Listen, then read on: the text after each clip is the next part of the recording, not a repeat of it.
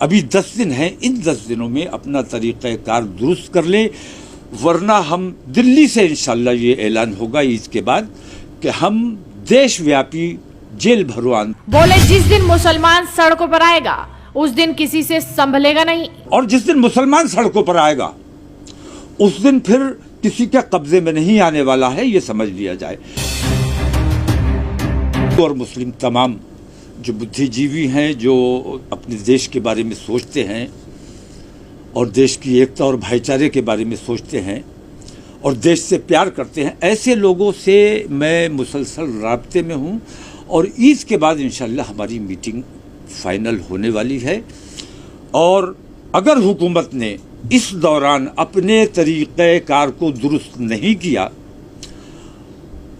एक तरफा कार्रवाई का अमल जारी रखा और तासुब और नफरत, सबका विकास और सबका साथ कहने भर की बात है, वरना सच्ची बात यह है कि ये एक नारा भर है, असल में इस पर अमल नहीं हो रहा है। इसलिए मैं हुकूमत से मांग ये करता हूँ कि अभी 10 दिन हैं, इन 10 दिनों में अपना तरीक़ाकार दुरुस्त कर ले, वरना हम दिल्ली से इंशाल्लाह ये ऐलान होगा ईद के बाद कि हम देशव्यापी जेल भरो आंदोलन इंशाल्लाह, और उसमें हिंदू मुस्लिम तमाम लोग शामिल होंगे जो अपने देश से प्यार करते हैं।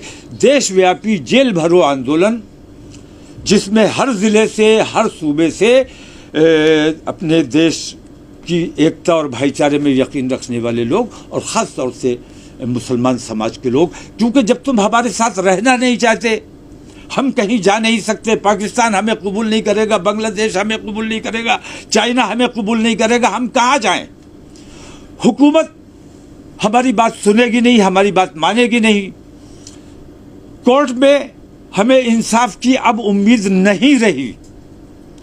कोर्ट से जिस किस्म के फैसले आ रहे हैं, मैं देख रहा हूं कि कोर्ट को नजरअंदाज कर दिया गया है।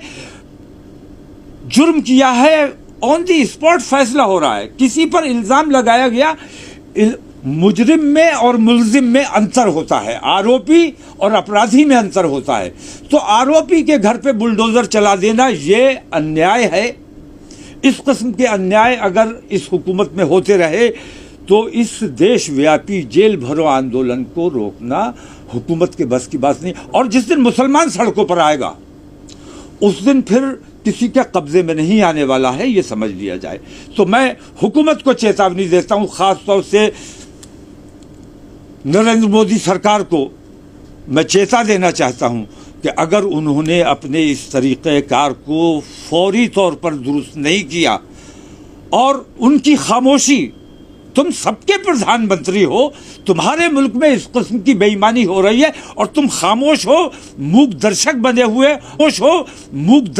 हुए, अंधे और बहरे बने हुए, ऐसा लगता है तुम महाभारत के धृतराष्ट्र हो। क्या नाम था उनका, वो जो अंधे महाभारत में थे, यही थे। तो धृतराष्ट्र की वजह से ही अगर धृतराष्ट्र अंधे और बहरे न बने रहे होते और वो तमाम बेईमानी न देखते रहे होते तो महाभारत ना हुई होती। और अगर नरेंद्र मोदी धृतराष्ट्र की भूमिका से बाहर नहीं आए तो हिंदुस्तान में भी महाभारत होने से कोई बचा नहीं सकता, क्योंकि आतंकवादियों के हौसले बहुत बुलंद हैं और पुलिस और प्रशासन और हुकूमत का सहयोग उनको बराबर मिल रहा है। ये देश के लिए बहुत घातक और बहुत ख़तरनाक बात है। ख़ास तौर से मैं विपक्ष के बारे में कहना चाहूँगा, केजरीवाल साहब की, अरविंद केजरीवाल हमारे दोस्त हैं, सरकार उनकी है, लेकिन उनका कहना है कि पुलिस मेरे कब्जे में नहीं है, लेकिन प्रशासन आपका है।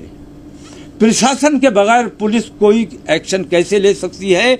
हुकूमत, दिल्ली की हुकूमत की मर्जी और मंशा के बगैर और उनको कॉन्फिडेंस में लिए बगैर अगर कोई वहाँ कार्रवाई की गई है, किसी किस्म की कार्रवाई की जा रही है, तो वो अपराध है। तो हुकूमत अगर खुद अपराध कर रही है तो इससे बड़ा अन्याय और दुर्भाग्य क्या हो सकता है। तो अखिलेश यादव मूक दर्शक बने हुए हैं। अरविंद केजरीवाल ने सारी जिम्मेदारी केंद्र सरकार पर डाल दी है। तो हम अब किसके पास जाएं, कहाँ जाएं, किसके सामने अपने मसाइल रखें। ख़ास तौर से उत्तर प्रदेश में मैं कहना चाहूँगा कि अखिलेश यादव जैसे नेताओं पर भरोसा जो मुसलमानों ने किया उसका खमियाजा आज मुसलमानों को भुगतना पड़ रहा है। मैं उत्तर प्रदेश की एकता और अखंडता और देश प्रेम में यकीन रखने वाले तमाम समाजवादी के विधायकों से ये अपील करता हूं कि समाजवादी पार्टी से उन्हें तुरंत इस्तीफा दे देना चाहिए, वरना कल चुनाव आएगा तो तुम मुसलमानों को मुंह दिखाने के लायक नहीं रहोगे।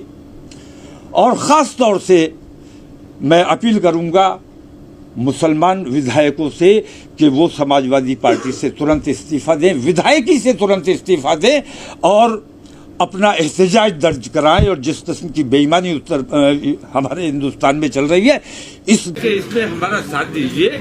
एकता और भाईचारे का काम जो पैगाम आप लोग जितना मीडिया है मैं ये